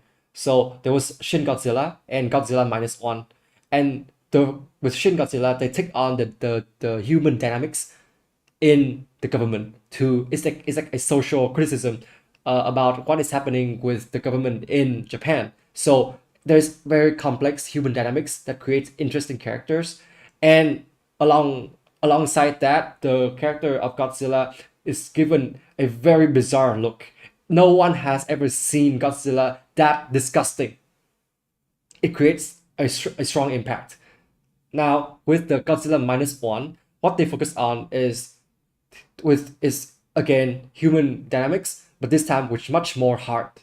It talks about war, it talks about pain, it talks about the impact of post World War II in a very heart wrenching manner.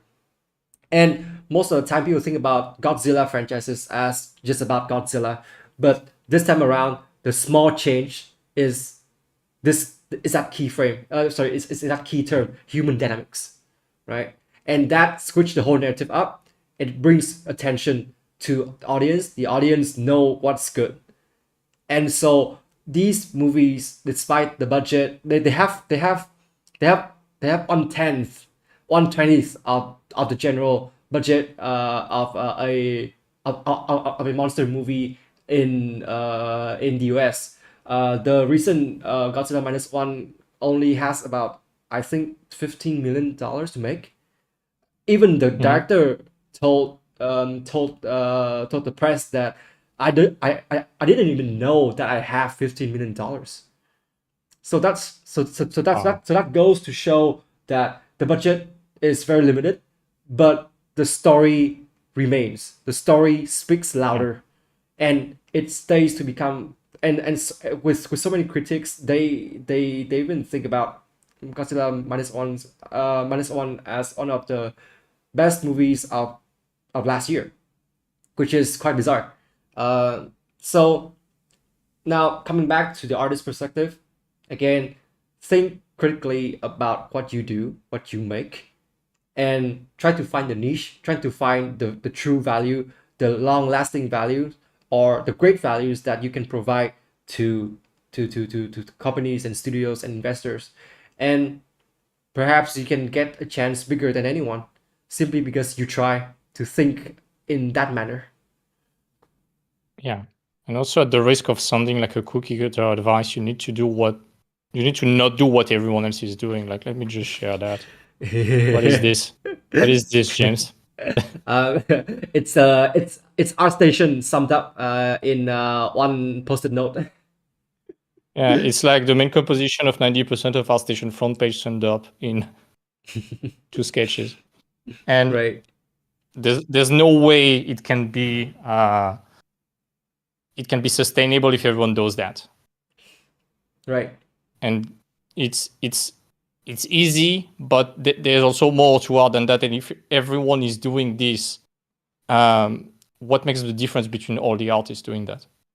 Mm-hmm. It's exactly what we said the other day. Like, okay, you want to join one pixel brush, do a Last of Us piece, and everyone is doing the same crap with buildings and flowers and grass, and someone walking randomly into that, and it's not the one pixel brush mentality. It's just something that looks like The Last of Us, but it's not the DNA behind that iterative aspect, thanks to 3D and such. Mm-hmm. And it's the same appearance, but it lacks the substance. And right. It all ties back to what we said at the very beginning of the talk today. What's the story? What's the idea? What's the design? You can have one quote-unquote keyframe or polished illustration in your portfolio. The rest can be sketches. You can get hired. If you only have keyframes, you will only do promotional art and marketing. That's fine. If you want to do that, that's fine. If you want to do D&D books, yeah, do that. But still, the story is the only thing that remains after the technique is becoming more and more irrelevant. And to me, that video by Shadi, the GDC conference of 2018 about concept art is dead. It's so true, especially now, in my opinion. Mm. And I think, coming back to the example of the Last of Us fine arts, I wonder how many of the people who make such fan art think carefully about what they do. Let's say with The Last of Us Part 2, for example, the majority of the locations is in Seattle, right? Mm-hmm. Perhaps people don't look into what Seattle looks like. They don't look into what kind of traffic signs that people use out there. What kind of flora, what kind of grass that is growing over there, right? There's so many questions to layer up the framework to produce a great piece of Last of Us fan art. But the majority of the time, people decide not to take on that. People just think, oh, okay, this building asset is nice, put it in. This grass looks cool. It looks like a fern or something. I don't know. Just lay it out there. Maybe have some light on it. Make it fun and all, and that's it.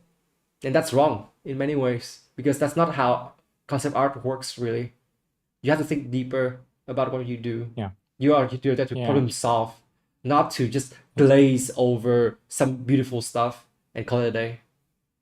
Yeah, and also I think it's important especially for concept artists for all of us artists and designers to really understand like human psychology and the origin of certain stories too, like archetypes. It's not to dive into the Jordan Peterson stuff, but for example, like just the Jungian archetypes, for example, for characters. What is the hero? What is the magician? What is the Oedipal child? What is the lover? What is the king? What is the tyrant? How do you translate that visually with examples? And you check all the examples of like the magician archetype, like Gandalf, Dumbledore, Obi-Wan Kenobi, you name it. They all share common traits, even in their face, the way they act, their colors on their clothing. You look at the lover archetype, like Leonardo DiCaprio in pretty much any movie, Merry and Pippin in Lord of the Rings, Aladdin from Disney. They all share common traits visually with their eyes, their expression. And there is a reason behind that. It's because it's universal and it conveys that feeling of that archetype to everyone on an unconscious level. And if you understand this kind of dynamic, you can also create more compelling characters, in my opinion, or even more compelling places. Because That's an exercise I give to my student. I give them a character brief and I tell them, okay, make the environment about it. They're like, how? Look at your place, man. The way your place looks tells everything about you. That's why I'm giving you a character description. And again, it's all about understanding people, the way we live, the way a place is designed to serve that person. Again, tying back to how that person live. And this is something we tend to overlook, I think, a lot. That idea of writing, thinking before you draw in some way. I don't know about you, but when someone gives a pitch, or when I see other artists or students I work with being given a pitch, they immediately start to scribble and such. I'm like, stop. For half a day, you don't draw. You plug off your tablet and you start thinking. You read, you write. Right. You search for reference. You watch documentaries. You find stories with similar tropes. Right. And then, once you have solved the design on paper with a list, you translate that visually. Instead of wanting to jump into 3D and make fancy lighting and such. Yeah, okay, it's cool, but it's worthless. Right. I would prefer a sketch with traditional drawing and flat shading with good ideas than a photorealistic 3D render from Unreal. 100 times. There's more value to that, and it's not hard today, even for a texture artist or 3D artist, to transpose a drawing into 3D. What matters is the idea, it's not the technique anymore. Soon with AI, you will have the sketch and you will be able to ethically turn it into 3D. Right. So all that matters, if we go to that apocalyptic case scenario that AI will do the technique for us, all that matters is the idea eventually. Right. And there's a through line between the technicality of art that we just mentioned and the business side of things. It's planning. Yeah. Right. We don't just go into war by going to war. We go into war by preparation. We gotta know where the enemy is. We gotta know where they're standing, what the situation is, how much food they have left. Right. Perhaps you don't even have to fight. You just let them do their thing, and perhaps they'll just die off. Yeah, totally. Right. Yeah. Sometimes you don't have to tackle it, but the brute force way. Perhaps maybe thinking for half a day or a day even can help you figure out so much in the long run. And just to show people like my method of doing the majority of things that I do, either it's art or business or finance, I have a stack of paper that's by my side all the time. No worry, these are not NDA stuff. But in any case, I have this stack of paper here, and what I do with it is that I'm gonna write down everything that I need to write before a task, before a project, before anything. Just plan it out, right? And then perhaps I have two screens in front of me just to show me the references. So I'll watch some videos, some documentaries, perhaps some videos on taxes if I want to do tax in a different manner, in a new manner, or perhaps I want to figure out how I can sustain myself for the next 2 years. Then I'm gonna watch someone who did that and plan that out, right? Just use that stack of paper, just write things out with pen and paper. Sometimes the limitation of tools is going to give you inspirations beyond your imagining, simply because you have a structure. I tend to tell people the analogy about how I do things. It's like a nuclear reactor, fully enclosed, but within it is fusion. Within it is forces of nature interacting with each other. And let's say, or a rocket ship, right? You need a base that is well calculated, well defined, physically feasible, and then you can launch the rocket ship the right way, right? So perhaps let's just build the structure for yourself, and then run wild with that structure instead of run wild before having any structure at all. Yeah. And are you using like Obsidian, for example, as a software? No, I don't use Obsidian. Okay. Yeah. Because it's very good to take note and outsource your files and stuff like that. I'm using it for the mind mapping tool, and for me, I I'm use using that Miro. all day long, to be honest. Yeah, Miro is kind of the same. Yeah. For me, I like the tactile aspect of pen and paper. It just because Yeah, like yeah. because I know for a fact that I can hold on to that kind of information in a photographic manner when I write things out. Hmm. So it works for Okay. me.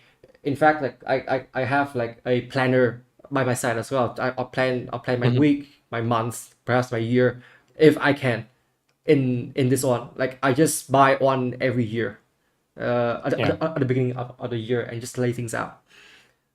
It has been helping me a lot.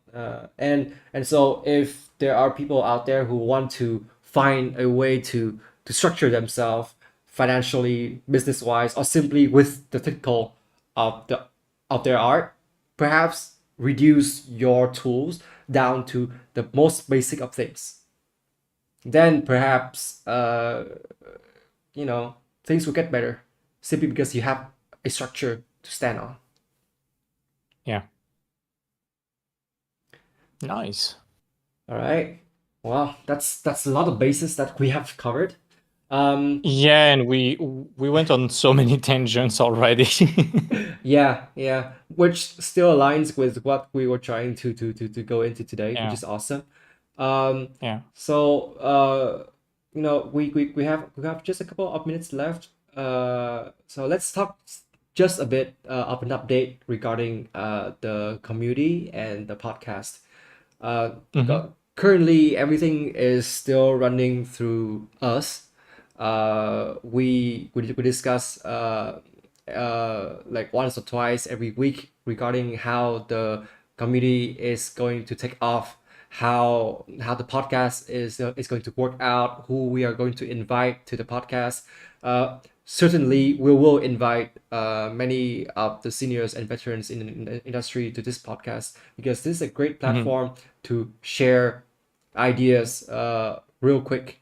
But I also know for a fact that the majority of the videos like this format tends to be played as a background noise for people at times. So if you want to take it more seriously, then we will structure it such that at the end of the live stream there will be a link for you to get in there to look into the summary of everything, perhaps the links to the information that we mentioned,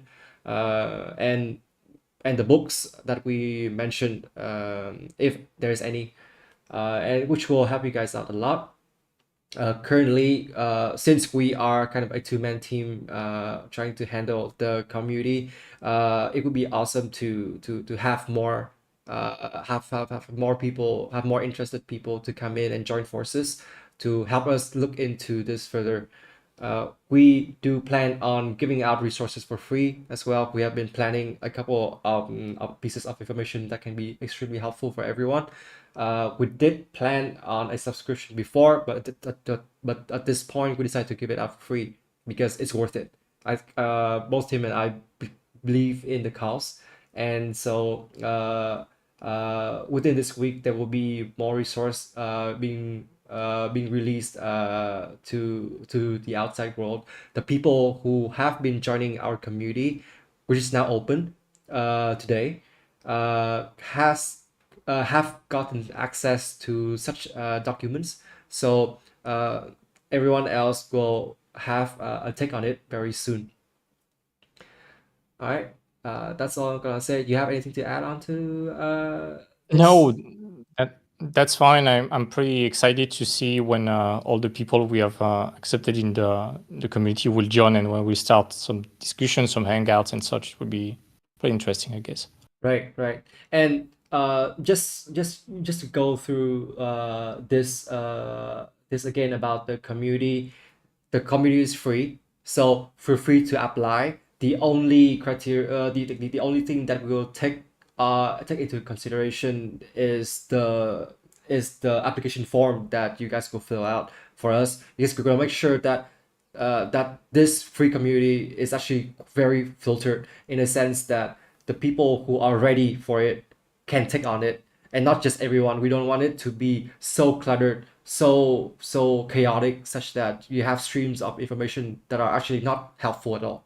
So that's why the application form comes in. So hopefully you guys can spend some time working on it. And even if you guys do not get in for some reason, we will email you and tell you the reason why we don't pick it. And perhaps you can take those pointers, work on what you have been slacking, and come back to us and join the community. No problem at all. All right. That's pretty much it on my end. Yeah, it's pretty nice. Awesome. Okay, let's grab the podcast here. Yeah. Okay. See you soon, folks. Yeah, see you guys in a bit. Take care.